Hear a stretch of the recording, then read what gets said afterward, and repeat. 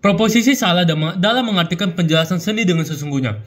Pemberian sanksi kepada seniman yang melakukan tindakan pelanggaran tidak perlu hingga melarang publik untuk tidak boleh menikmati karya-karya yang diciptakan oleh orang tersebut. Kita sebagai publik pasti mengetahui jika seniman itu menjual hasil karyanya dan kita sebagai penikmat hanya menikmati karyanya untuk kesenangan kita pribadi. Lagi pula kita sebagai pendengar bisa jatuh cinta terhadap sebuah lagu tanpa harus mencari tahu siapa penyanyinya. Dan kita bisa menyukai sebuah lukisan tanpa harus melihat siapa pelukisnya. Jadi dengan ada statement yang mengatakan ketika kita mendengarkan hasil karya si pelanggar, itu sama saja kita mendukung tindakan mereka yang salah. Itu sangat-sangat berbanding terbalik. Status quo saat ini di mana publik mendengarkan atau menikmati seni itu sesuai dengan keinginan nurani mereka. Kita harus paham bahwa selera orang itu berbeda-beda dan tidak bisa kita paksa. Ini gak adil untuk melarang orang-orang untuk tidak boleh lagi mendengarkan lagu-lagu atau musik yang mereka sukai, terkhususnya jika penyanyinya pernah melakukan tindakan kriminal atau kejahatan. Lagi pula jika suatu karya seni itu diboikot, itu malah bisa menutup mata pencaharian orang. Bukan hanya si penyanyi, tapi orang-orang di belakangnya seperti produser atau yang lain-lainnya. Hingga di kemudian hari, mereka susah mencari pekerjaan. Hingga pada satu titik terparahnya, mereka bisa saja dengan terpaksa melakukan sebuah tindakan yang jahat. Mengapa masyarakat mau menikmati karya seni dari orang-orang yang telah melakukan tindakan kriminal itu? Kedua sisi harus setuju bahwa setiap orang berhak menyukai sesuatu hal sesuai referensinya, terlepas dari siapakah pencipta lagu atau siapakah pencipta karya seni tersebut. Karena terkadang karya seni merupakan akomodasi atau alat dari pribadi atau alat dari mereka untuk menenangkan hati mereka masing-masing, bahkan menjadi hiburan bagi mereka. Jadi hal itu tidak tepat untuk kita lakukan, terkhususnya jika ada seseorang yang sangat relate atau yang sangat cocok terhadap karya-karya seni yang diciptakan oleh orang-orang yang pernah melakukan tindakan kriminal. Lagi pula sanksi penjara itu sudah cukup kok. Karena di dalam penjara mereka pasti akan mendapatkan tekanan-tekanan atau makian-makian dari narapidana lainnya. Apalagi jika kasus mereka adalah pemerkosaan. Dewan juri harus sadari jika tekanan di dalam penjara itu justru jauh-jauh lebih sadis dibandingkan pikiran kita. Lagi pula jikalau kita ingin adanya suatu perbaikan, maka yang kita perbaiki adalah sanksi hukumnya, bukan sanksi sosialnya. Jadi dengan keadaan sanksi dan tekanan di penjara ini sudah cukup, bukan untuk membuat mereka takut atau untuk membuat mereka trauma untuk melakukan tindakan kejahatannya lagi.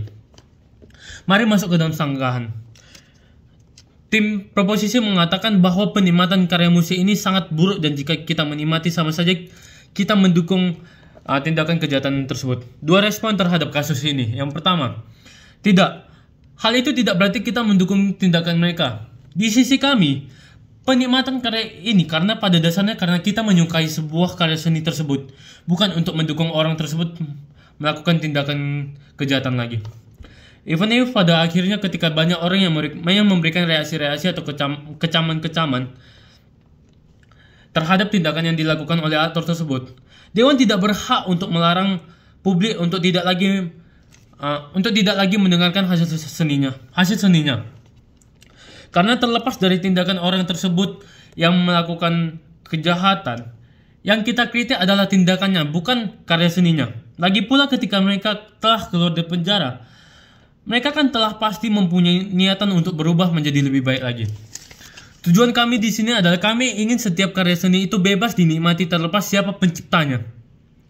Sedangkan dalam 7 menit waktu yang telah digunakan tim proposisi, tidak sedikit pun membahas tentang eksistensi dari penikmat seni tersebut. Dan patut kita sadari juga penikmat seni juga merupakan aktor penting dalam diskusi debat kita kali ini. Masuk ke dalam argumentasi kami yang pertama. Mengapa menikmati karya seni ini dapat dijustifikasi? Parameter kebahagiaan itu subjektif. Tidak bisa memaksa atau melarang orang-orang untuk tidak menikmati lagu tersebut.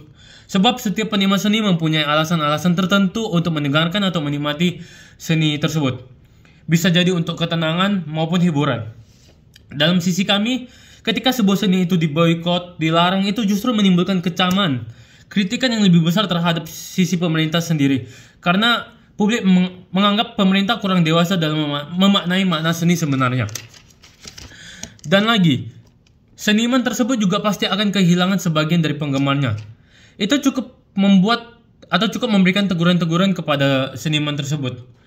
Tetapi bagi orang yang masih ingin menikmati karya seninya, ya biarkanlah mereka untuk menikmatinya. Masuk ke dalam argumentasi kami yang kedua. Sanksi yang tepat dalam mengatasi ini adalah sanksi pidana.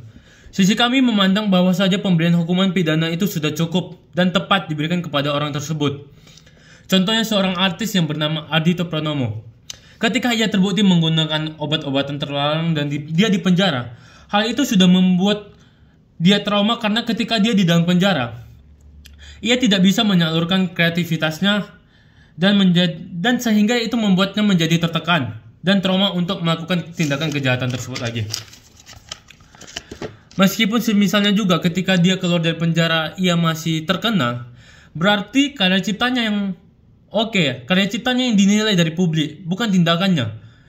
Lagi pula dengan memberikan kesempatan kedua ini juga bisa meningkatkan ekonomi sebuah negara melalui hasil seninya.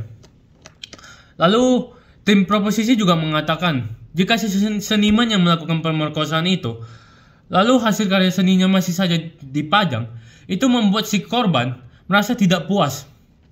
Even if the workers, korban bakal trauma karena karya si seniman yang dipajang.